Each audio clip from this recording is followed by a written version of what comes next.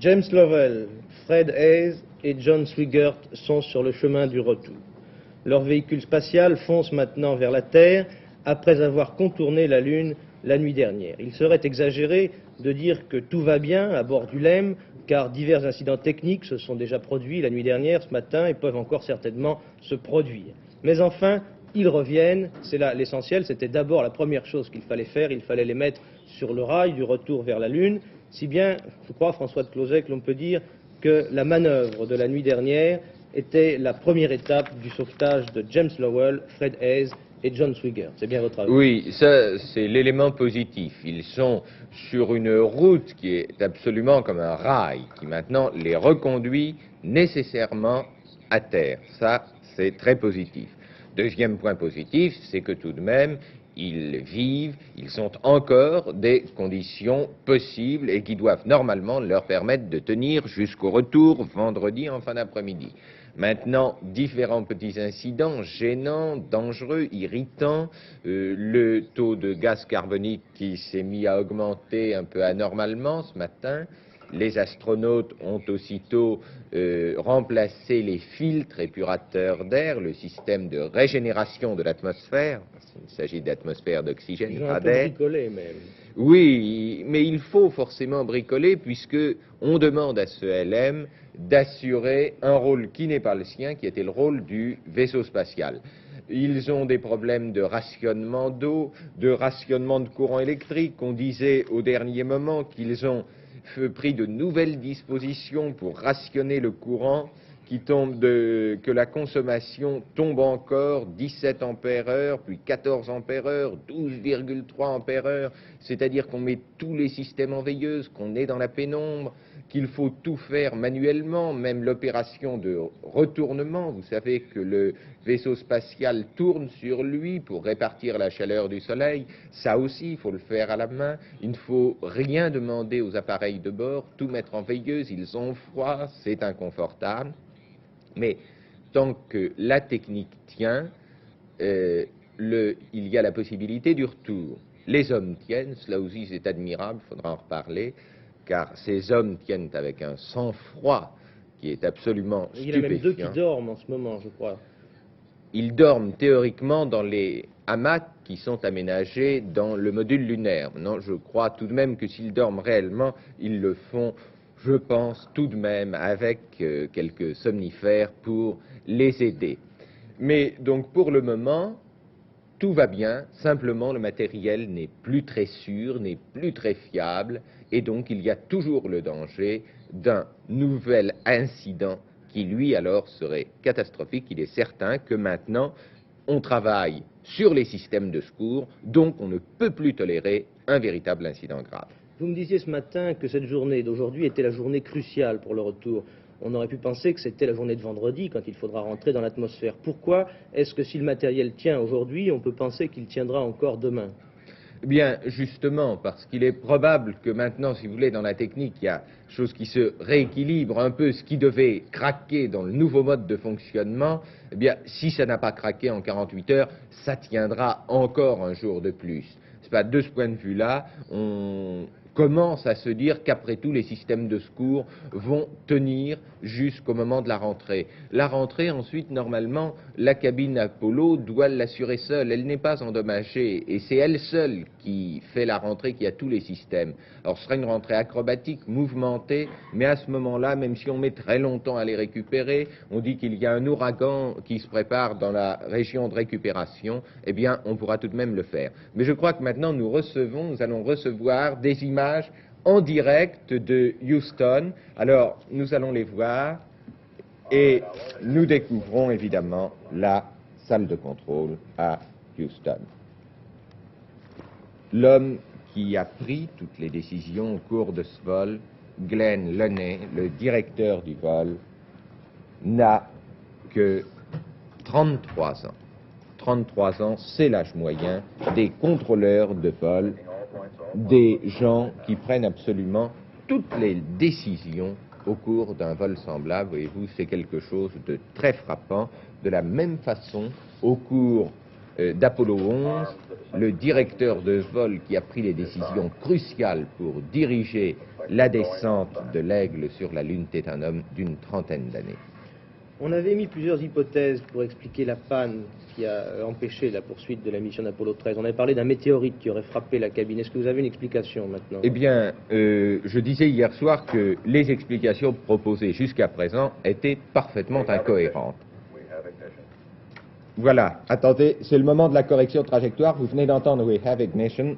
C'est l'enregistrement. En fait, ces images nous arrivent en direct des États-Unis, mais elles ont été enregistrées, elles ont été prises cette nuit, au moment, à 3h38, pardon, au moment de cette correction, de cette manœuvre, où on a mis le moteur du LEM en marche pendant 4 minutes 28 secondes, ce qui permet d'accélérer le retour d'à peu près une quinzaine d'heures. Le vaisseau était alors à 10 300 km de la Lune. Et vous entendez maintenant, tout va bien, la Terre, le dialogue Terre-Lune pendant la manœuvre.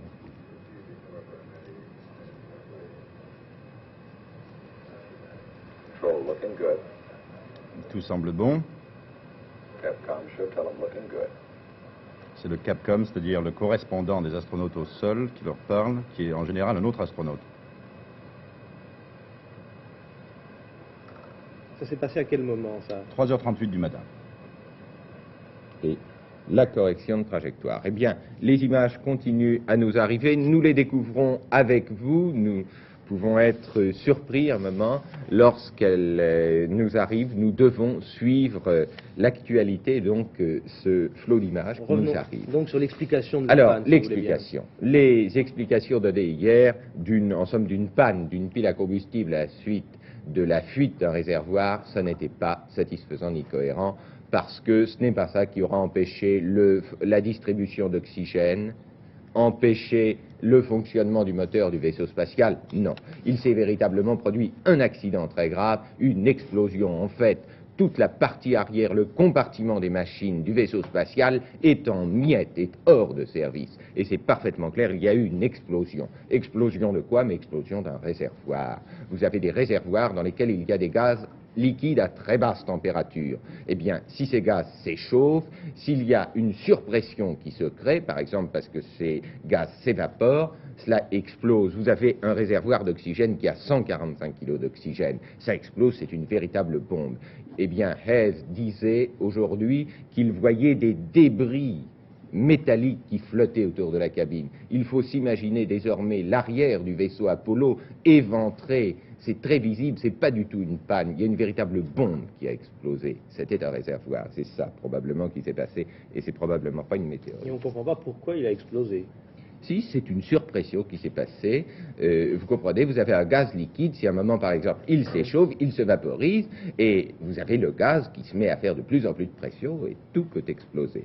Écoutez, nous suivons les images avec Jacques Tissiou, donc on peut continuer le journal, et s'il y a de nouvelles images, nous vous appelons immédiatement. Bien sûr, vous intervenez à tout moment. Le monde entier suit avec angoisse, heure par heure, minute par minute, le vol de retour de la cabine spatiale. Et aux États-Unis, le président Nixon lui-même est allé hier soir au centre spatial Goddard, dans le Maryland, où sont préparés les vols d'Apollo. Et il s'est fait expliquer la situation par les techniciens de la NASA. D'autre part, le directeur de la NASA, M. Payne, est allé rendre visite personnellement à Mesdames Lovell et Hayes. Il a téléphoné aux parents de John Swigert et il a dit en sortant « La situation pourrait être pire, personne ne s'affole ». Vous voyez, pas plus au sol que dans la cabine, qu'au centre spatial de Houston, personne ne s'affole. Et ça aussi, c'est vraiment quelque chose d'extraordinaire. L'actualité politique en France reste dominée par les problèmes universitaires. Le débat à l'Assemblée nationale va reprendre cet après-midi avec notamment une intervention de M. Edgar Faure. Et puis, surtout, les élections pour désigner les représentants des étudiants au Conseil des unités d'enseignement et de recherche commencent aujourd'hui à Nanterre et elles se poursuivront demain dans d'autres facultés, à Grenoble 2, à Toulouse 3, à Saint-Étienne, à Mulhouse et à Reims. À Nanterre, ce matin, le vote a commencé à 9h30 à la faculté des lettres et c'est un vote important. Il est important partout, certes, mais je crois qu'à Nanterre, on peut dire qu'il est crucial, car là, enseignants et étudiants ont certainement conscience qu'ils sont en train de jouer l'avenir de leur faculté. En tout cas, la participation électorale ce matin était satisfaisante puisqu'elle atteignait 10% à midi, alors que l'on votera jusqu'à demain soir. Dominique Lory, vous êtes à Nanterre, vous faites le point de la situation. La faculté des lettres de Nanterre. Le scrutin s'est ouvert ce matin à 9h30 et déjà l'on peut faire un premier bilan. D'après la plupart des professeurs que nous avons rencontrés, la participation au vote est très satisfaisante. Et vous le voyez, le scrutin se déroule dans le calme. Quelques précisions, on vote aujourd'hui et demain à la faculté des lettres, 300 candidats pour 129 sièges à pourvoir. L'an dernier, la participation aux élections était de 44,6%.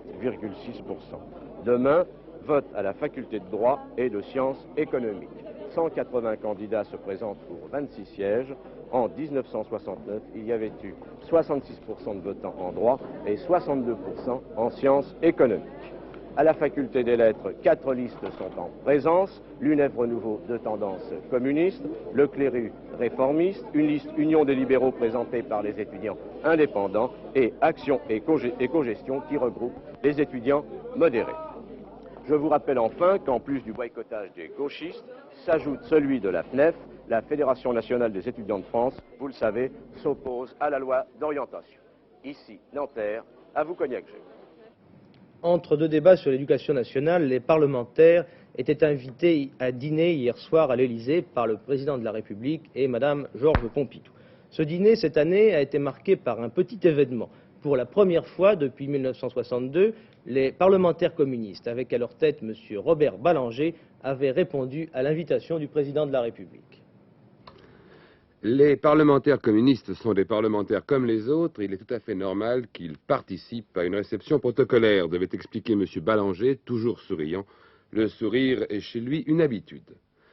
Mais cette présence était aussi un geste politique. Il y avait maintenant 8 ans que les députés communistes n'étaient plus représentés à la traditionnelle réception à l'Élysée, depuis le référendum d'octobre 1962, à l'occasion duquel ils avaient accusé le président de Gaulle de violer la Constitution. Un geste protocolaire donc, sans aucun doute, mais un geste qui a une réelle valeur politique. Les députés communistes ont voulu prouver qu'ils étaient des députés comme les autres et qu'ils jouaient le jeu parlementaire comme les autres. Et voilà M. Ballanger, toujours souriant, comme à son habitude.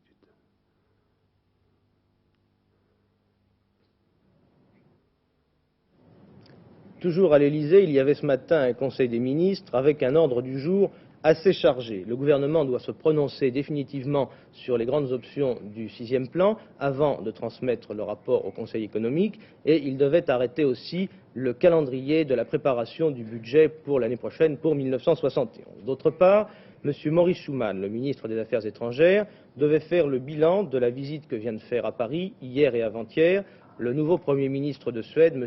Olof Palme. Qui est ce M. Olof Palme, qui deviendra peut-être un partenaire important de la France si les projets d'élargissement du marché commun aboutissent? Eh bien, nous vous proposons de le découvrir un peu mieux grâce à ce portrait que nous avons réalisé de lui. Dagar då kongressen att till partiordförande utse Olof Palme? Ja. Svaret enhälligt ja. Le 2 octobre 1969, sur les accents d'une musique de Chopin, choisi pour son titre La Révolutionnaire, Olof Palme, 42 ans, est désigné à la majorité par le Congrès social-démocrate pour succéder à Tage Erlander, leader du parti et Premier ministre démissionnaire après 26 ans au pouvoir. Ce jeune premier du socialisme, que l'on qualifie déjà de Kennedy européen, aux allures de citoyen jacobin bien élevé, de Saint-Just scandinave, aux yeux gris-bleu perçants dont on ne trouve l'équivalent que dans le reflet de l'acier suédois, ce patricien rouge, peu conventionnel, est en retard pour prendre possession de son nouveau bureau que lui cède en toute simplicité son prédécesseur, M. Tage Erlander.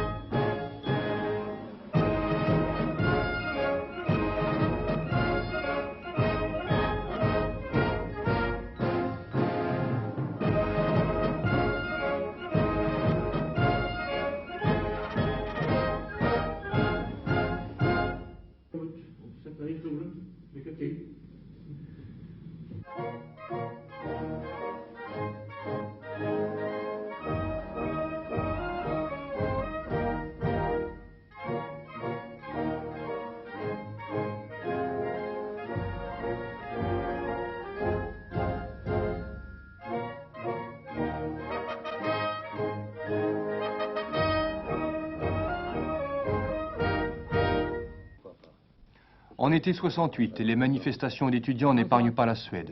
Olof Palme, alors ministre de l'Éducation, ouvre le dialogue avec les contestataires dans leur fief même, la maison des étudiants. Sifflé à son arrivée, il ne mâche pas ses mots. Selon certains, les étudiants seraient à eux seuls l'élément potentiel capable de transformer la société. Je ne partage pas cet avis. Étudiants aujourd'hui, leader de demain n'est que de la démagogie réactionnaire. Les étudiants ne sont qu'un des groupes qui potentiellement peuvent changer la société et je suis étranger à toute société d'élite.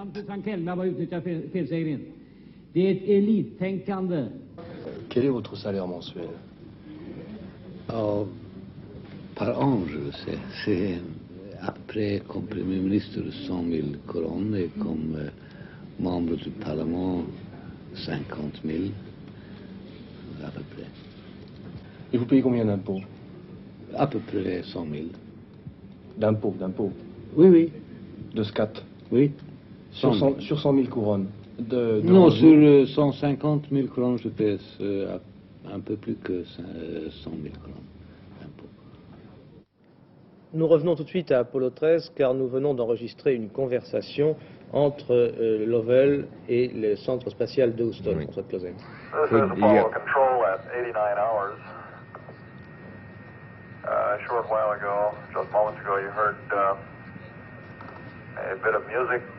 Il y a peu de temps, nous avons entendu un petit peu de musique qui venait par-dessus le bruit de fond. mais c'est la voix de Houston. C'est ça, c'est le contrôle de Houston.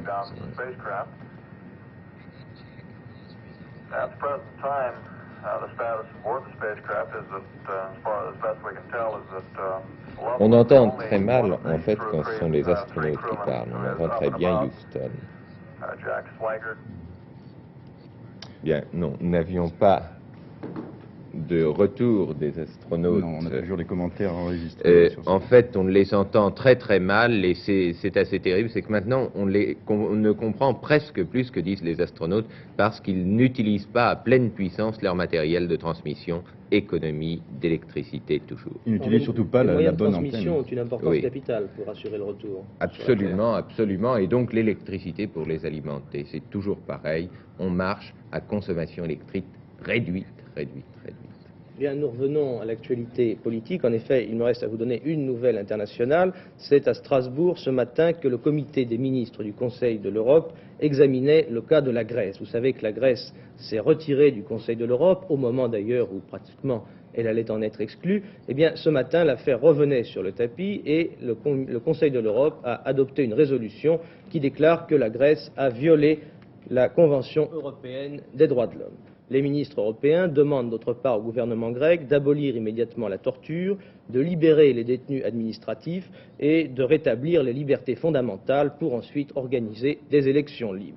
Deux pays n'ont pas voté ce texte. Chypre, pour des raisons évidentes, le gouvernement chypriote étant très lié au gouvernement grec, et la France. Et là, bien sûr, cela demande quelques explications. Monsieur Jean de Lipkowski, secrétaire d'État aux Affaires étrangères, les a données au Conseil de l'Europe. La condamnation de la Grèce se fonde sur le non-respect de la Convention européenne des droits de l'homme. Or, la France n'a pas ratifié cette convention. Juridiquement, donc, la France ne pouvait pas prendre position. Mais sur le fond, M. Lipkowski a rappelé que son pays déplorait l'affaire grecque comme une affaire douloureuse, qu'elle réprouvait toutes les violations du droit et qu'elle souhaitait que la Grèce remplisse toutes les conditions démocratiques le plus vite possible pour pouvoir rentrer enfin dans le Conseil de l'Europe. Jean-Michel Lelio, nous passons au sport maintenant. Je crois que vous avez de la boxe et puis du football. C'est ça. Tout d'abord, la 27e journée de championnat est commencée depuis hier en football, car il y a un résultat à vous communiquer. C'est Metz qui a réussi à battre Nîmes par 3-1. Les deux clubs, d'ailleurs, Metz et Nîmes, sont à égalité de points à la 10e place actuellement du classement. Aujourd'hui, il y aura 6 rencontres dans le cadre de cette 27e journée. Saint-Étienne contre Sochaux et Nantes contre Sedan étant les rencontres phares. En deuxième division, un grand choc, Reims contre Nice, quand on sait que Reims est 3e actuellement à 4 points de Nice et que Nice est le leader. Enfin, en demi-finale de la Coupe d'Europe des matchs, vous savez qui compte pour la Coupe d'Europe des clubs champions, cette fois, match retour. Leeds a été battu 1-0 par le Celtic de Glasgow et il y a le match retour ce soir à Glasgow. Il faudra que Leeds batte au moins Glasgow par 2-1 pour essayer de se qualifier pour la finale. Et Feyenoord sera opposé à Rotterdam à Legia de Varsovie. La finale aura lieu le 6 mai à Milan.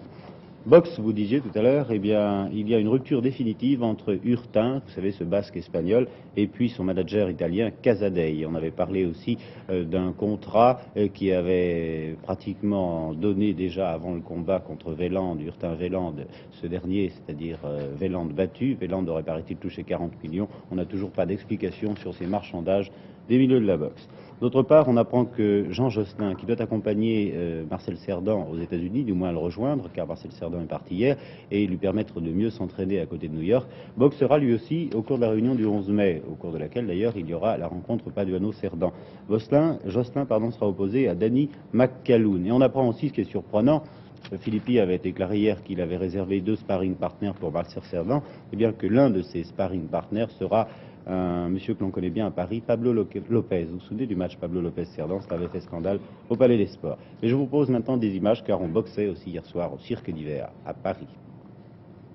Combat de poids moyen entre l'Américain Stan Eward, qui a été défait par Jean-Claude Boutier il y a 2 semaines, qui rencontrait Di Benedetto, le champion de France des poids moyens, en 10 reprises. Le match avait été conclu d'ailleurs à la limite des poids moyens, 74 kilos. L'Américain, que vous reconnaîtrez aisément, par sa danse du ventre parfois, était logiquement favori. Il a d'ailleurs décidé de rester en Europe pour faire admirer son esquive, sa souplesse et son crochet du gauche, mais aussi, vous l'avez vu, une danse du ventre assez remarquable, notamment au premier round. C'est celui que nous suivons.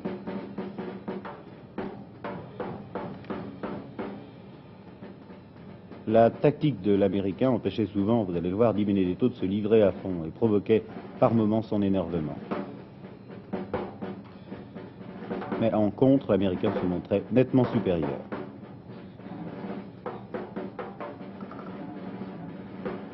Au fil des rounds, le champion de France des moyens réussissait sur sa condition physique à placer quelques coups, mais le verdict semble quand même avantager sérieusement le Français qui n'a pu à aucun moment marquer des points décisifs, car les juges ont déclaré match nul à la fin du combat. Ce qui est un peu surprenant. Stan Eward avait, d'après les spécialistes, dominé quand même son adversaire d'hier soir. Notons que Di Benedetto, ici en difficulté, il dit avoir été touché par un coup de tête. Di Benedetto affrontera pour le titre de champion de France des poids moyens, du moins il mettra son titre en jeu au mois de mai prochain, Max Cohen. Au Cirque d'Hiver également, là où il boxait hier soir et où Stan Eward s'est montré quelque peu supérieur.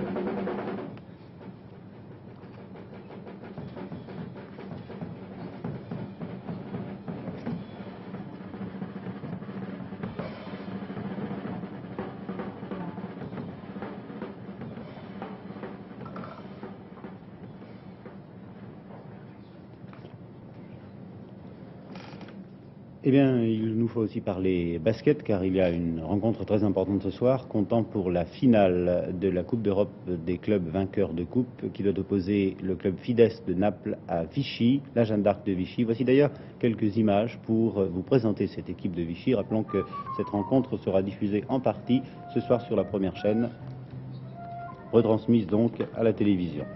Les Noirs que vous verrez, ce sont les 2 Américains de Vichy, Robertson et Bennett, sur lesquels on compte beaucoup. Mais il y aura également Skoll, Chapuis, Buisson, Laurent, etc. 2 Américains de plus de 2 mètres chez les Italiens, 4 Américains en tout dans cette finale match aller. Le match retour aura lieu le 26 à Naples, évidemment. Et pour se qualifier, Vichy a éliminé successivement une équipe luxembourgeoise, une équipe bulgare, le Standard de Liège et l'AEK d'Athènes. On compte sur Vichy pour remporter peut-être pour la première fois dans l'histoire du basket français et depuis la création de la Coupe d'Europe, un titre de champion d'Europe. La Jeanne d'Arc de Vichy ce soir à Vichy, salle des Ailes. Pendant que nous regardions ces images sportives, vous avez suivi la retransmission de Houston. Eh bien oui, nous avons eu d'abord une déclaration Dr Thomas Paine, qui est le patron, si vous voulez, de la NASA, et maintenant des déclarations du directeur du vol, Gerald Griffiths. Or, si vous voulez, nous allons vous les résumer. Jacques Tissiou a suivi tout du long ces déclarations. Jacques, je crois... Oui, ça se résume assez rapidement. Le Dr Payne a été agréablement surpris par le calme de tout le monde, en particulier la réaction de l'équipage, réaction aussi de tout le monde à l'intérieur du Manned Spacecraft Center, le centre des vols spatiaux pilotés. Il a passé quelque temps avec Mary Hayes, la femme de l'astronaute, qui elle aussi était très calme et il était heureux de sa réaction. Chacun cherche une solution, a-t-il dit, chacun fait un travail énorme et c'est très rassurant. Beaucoup de personnalités américaines et à l'étranger nous ont offert leur aide et nous l'apprécions. Le président Nixon aussi, bien sûr, suit la chose de très près. Il y a eu une question sur Apollo 14, déjà, bien sûr, va-t-il y avoir du retard? Le Dr Payne a dit, attendez, nous les ramenons à terre. À ce propos, voici d'ailleurs peut-être une diapositive d'Alan Shepard, si elle est disponible. Alan Shepard, qui le voici, qui sera le commandant de bord d'Apollo 14, qui a été le premier Américain dans l'espace. Et voyez sur les traits toute cette angoisse de cet homme qui connaît l'aventure spatiale puisqu'il a été le premier mis sur une fusée américaine. Et il se trouvait, cette photo a été prise dans la salle de contrôle de Houston hier, car tous les astronautes se retrouvent dans cette salle de contrôle. Je crois, Jacques, qu'on pourrait simplement donner les détails sur la procédure de retour. C'est ça. Alors après, Gerald Griffin, qui est l'un des directeurs du vol, a pu répondre à la question relative à la nouvelle procédure de rentrée. Évidemment, le LEM est accroché encore à l'ensemble, donc ça va être différent de d'habitude. Elle commencera 2 heures avant la rentrée dans l'atmosphère. D'abord, séparation du module de service, c'est-à-dire la salle des machines. Ensuite, séparation 1 heure plus tard, après qu'il soit passé dans le module de commande du LEM. La vitesse sera d'environ 39 589 km/h. Le LEM et le module de service rentreront à 800 et 1000 km en amont du point où pénétrera le module de commande. Il faudra bien sûr une ultime correction de trajectoire et la mise à feu des moteurs de contrôle, bien sûr, pour la séparation du module de service. Merci beaucoup. Eh bien, nous continuons à suivre et si de nouvelles images importantes nous étaient transmises, nous vous les montrerions immédiatement puisque nous les découvrons en même temps que vous. Peut-être à tout à l'heure. Donc en attendant, Jacqueline Alexandre, je crois que vous avez un peu de musique à nous proposer, guise d'ouverture dans notre partie magazine. Oui, nous allons parler tout d'abord musique en effet, mais surtout nous avons rencontré un jeune chef d'orchestre qui se plaint un petit peu de ne pas avoir l'occasion de se produire, surtout l'occasion de se faire apprécier. En effet, le grand public ne connaît que les virtuoses accomplis. Voici leurs problèmes exposés à Jean-Pierre Delgado.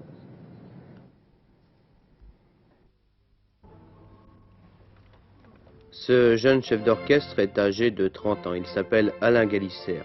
Cet orchestre et ses chœurs, une bande d'amis. Après 4 ans d'études et 6 ans de pratique, on ne lui a jamais donné sa chance, alors il essaie de se la donner lui-même. Mais il n'est pas seul dans ce cas.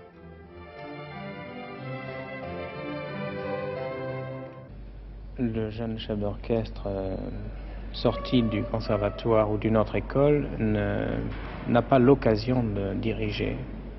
Parce que cela demande des frais, des moyens financiers que peu de chefs possèdent et les jeunes chefs ne sont pas aidés dans leurs premiers essais en face du public. On ne leur confie pas, disons, l'occasion de se produire. Je ne sais pas si c'est pour éviter un échec, si l'on ne prend pas de risque, mais on n'offre aucune occasion aux jeunes chefs d'orchestre. C'est ce qui est votre cas. C'est ce qui est mon cas. Alors comment se fait-il que vous dirigiez un orchestre demain? Eh bien, j'ai réuni parmi mes amis des instrumentistes et des choristes, et j'ai fait un programme à ma façon, semi-instrumental, semi-choral. Comment est-ce que vous voyez votre avenir en tant que chef d'orchestre? Pour l'instant, je suis très perplexe parce que, à part l'occasion que je me suis offerte de diriger demain, je n'ai pas d'autres possibilités dans l'immédiat. Vous m'avez dit tout à l'heure que vous comptiez même partir à l'étranger.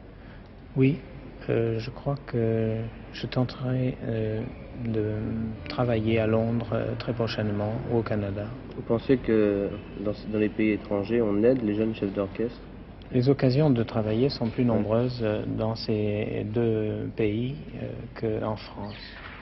Oui, il y a des orchestres d'étudiants, notamment à Londres, ou de semi-professionnels qui n'hésitent pas à prendre comme chef un tout jeune étudiant, même qui n'a pas passé qui n'a aucun diplôme officiel, pourvu qu'il les intéresse, bien sûr. Une carrière à l'étranger, pourquoi pas, et peut-être que dans quelques années, Alain Galisser donnera en France des concerts avec son nom en tête d'affiche.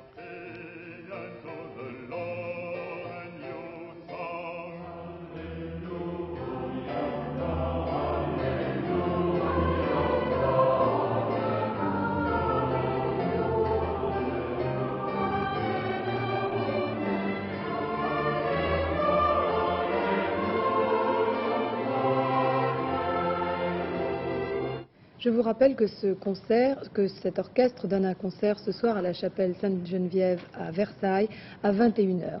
Pour des raisons de relais, nous devons tout de suite passer l'antenne à la Bourse de Paris. À vous, Michel Tardieu. Eh bien, la bourse n'a pas encore trouvé son tempo. Elle reste très irrégulière et un peu indécise. Je vous disais hier que les augmentations de capital et les appels au marché financier avaient été en augmentation pendant le premier trimestre 1970. Cette augmentation est sensible, elle est de 17%. Et après la compagnie financière de Paris et des Pays-Bas et Ferrodo qui sont en train d'augmenter leur capital, c'est maintenant Michelin qui s'apprête à en faire autant. Le conseil de surveillance de Michelin a annoncé que dans un avenir rapproché, la bourse pense que ça sera en juin, il va faire appel au marché financier par une émission d'actions à souscrire en numéraire. Et en même temps que cette augmentation de capital, il y aurait l'émission d'un emprunt d'un montant maximum de 400 millions de francs, d'un emprunt en obligations convertibles. Vous savez que depuis quelques mois, les sociétés françaises, comme les sociétés étrangères le faisaient déjà depuis longtemps, peuvent émettre des obligations convertibles à tout moment. C'est-à-dire que ces titres, ces obligations convertibles à tout moment, permettent à son porteur, à leur porteur, d'avoir des obligations qui rapportent un taux d'intérêt fixe, mais en même temps de garder la possibilité de les transformer en actions quand ils le veulent, c'est-à-dire d'abandonner ce taux d'intérêt pour tenter leur chance avec une action qui évidemment entraîne des aléas industriels et des dividendes variables. En ce qui concerne les dividendes, on peut dire pour l'instant en tout cas que les choses vont bien. Les sociétés françaises ont gagné beaucoup d'argent en 1969, en tout cas les plus grandes, et la plupart en font profiter leurs actionnaires. Michelin, pour sa part, augmente son dividende de 10%, ses bénéfices nets ont augmenté de 19%. Schneider porte son dividende de 6 francs à 6 francs 50, ce qui donne 9,75 avec l'avoir fiscal. Thomson, dont le bénéfice a triplé en 1969 par rapport à 68, distribue un dividende de 2 francs 50 au lieu de 2 francs 25, soit 3 francs 75 avec l'avoir fiscal. Le Crédit National porte également son dividende de 11 francs 30 à 12 francs, 18 francs avec l'avoir fiscal. Alstom, dont le bénéfice net a presque doublé l'an dernier, annonce un dividende de 4 francs au lieu de 3 francs 50, c'est-à-dire toujours 6 francs avec l'avoir fiscal qu'il ne faut pas oublier. Ces bons résultats de l'an dernier expliquent en partie que les grandes sociétés supportent sans trop de drame les actuelles restrictions de crédit et l'argent cher. Mais les entreprises moyennes sont souvent dans une situation inconfortable, notamment dans le secteur du bâtiment et des travaux publics, où l'activité s'est ralentie plus vite qu'ailleurs et où circulent, depuis les difficultés de la société Saint-Rape et Brice, des bruits souvent invérifiables sur nombre d'entreprises. Et il est toujours difficile de savoir quelle est la part des difficultés réelles et la part de l'intoxication dans ce domaine. Il semble en tout cas qu'au ministère des Finances, on essaye de trouver un moyen de desserrer le crédit en faveur des entreprises de ce secteur. Cette politique d'intervention coup par coup en faveur d'un secteur en difficulté ou d'un autre semble plus conforme à la politique actuelle du gouvernement qu'un éventuel abaissement du taux de l'escompte, dont certains parlent en ce moment en bourse, à la suite de l'abaissement du taux d'escompte annoncé par la Banque d'Angleterre. Vous savez que M. Roy Jenkins, le chancelier de l'échiquier anglais, en présentant hier son budget, qui comporte des allègements fiscaux, a annoncé l'abaissement de 7,5 à 7 du taux d'escompte de la Banque d'Angleterre. Eh bien, la solidarité européenne se renforce, mais on n'en est pas encore au point où tout le monde fait la même chose en même temps. et il ne semble pas que la France suive la même voie que la Grande-Bretagne dans ce domaine. À propos de la solidarité européenne, une déclaration à souligner, celle de M. Jacques-Georges Picot, le président du Suez, qui est actuellement à New York, une déclaration qu'il a faite à notre confrère, l'Agence économique et financière. M. Jacques-Georges Picot a déclaré qu'à son avis, la monnaie européenne verrait vraisemblablement le jour avant 1980. Vous voyez que le président du Suez est optimiste. M. Georges Picot est en train de faire une tournée à l'étranger pour favoriser l'internationalisation de son groupe, conformément à la politique qu'il a toujours dit être la sienne. En attendant les nouveautés du système monétaire international, eh bien, le vieux mythe, l'or se porte bien et il a monté ce matin au fixing de Londres. Vous voyez qu'aujourd'hui, le kilo gagne 5 francs à Paris, alors que les pièces, elles, sont plutôt en léger repli. Ici, la Bourse de Paris. À vous, Jacqueline Alexandre. Merci Michel Dardieu. Eh bien, nous allons passer des cours de la bourse à un sujet beaucoup plus léger puisque nous allons parler mode. En effet, actuellement, porte de Versailles, se tient le salon international du prêt-à-porter ainsi que celui de l'industrie de la fourrure. C'est un reportage d'Isis Lamy.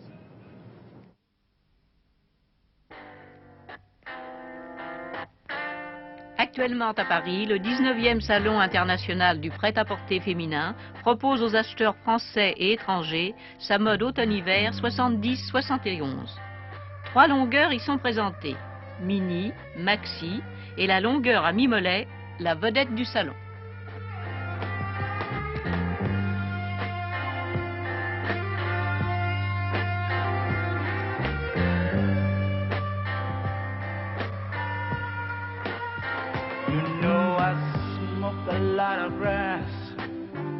Oh Lord, I popped a lot of pills.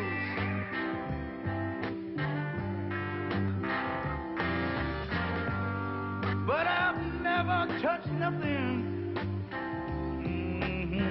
that my spirit could kill.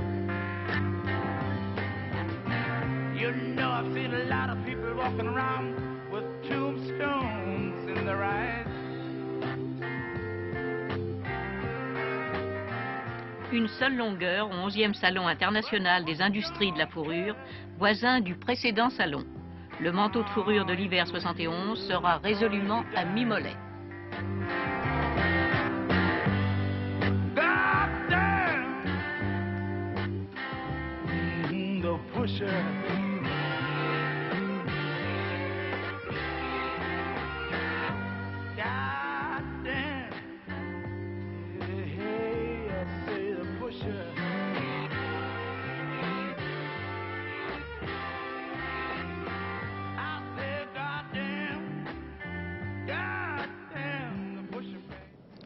François de Closet, avant de nous séparer, un dernier point sur le retour des astronautes d'Apollo 13. Je crois, tout d'abord, il faudrait signaler qu'il s'est passé cette nuit une expérience scientifique, ce sera sans doute la seule réalisée au cours de ce vol. Vous savez que le 3e étage de la fusée Saturn V s'est écrasé sur la Lune. Nous avons entendu tout à l'heure, au cours de la transmission de Houston, le professeur Latham nous dire que le sismographe d'Apollo 12 avait enregistré effectivement cet événement, ce qui est de grande importance scientifique. Pour le reste, aujourd'hui, il ne doit rien se passer avant la nouvelle correction de trajectoire très faible de cette nuit. Donc, pas de nouvelles, bonnes nouvelles. Espérons que nous n'aurons pas de nouvelles. Toutes les nouvelles en provenance d'Apollo seraient de mauvaises nouvelles. Cependant, s'il se présentait quelque chose, s'il se produisait quelque chose, vous interviendriez au cours de la journée. Je crois qu'il faudrait nous dire à quelle heure éventuellement. Alors, nous serons là pour vous donner, de toute façon, faire le point à 14h45, à 17h25 et bien sûr à 18h50. De toute façon, nous ferons le point avec vous du vol Apollo 13 et puis ensuite, rendez-vous à information première. Rendez-vous donc dans un peu plus d'1 heure à 14h45 et en attendant, merci de votre attention.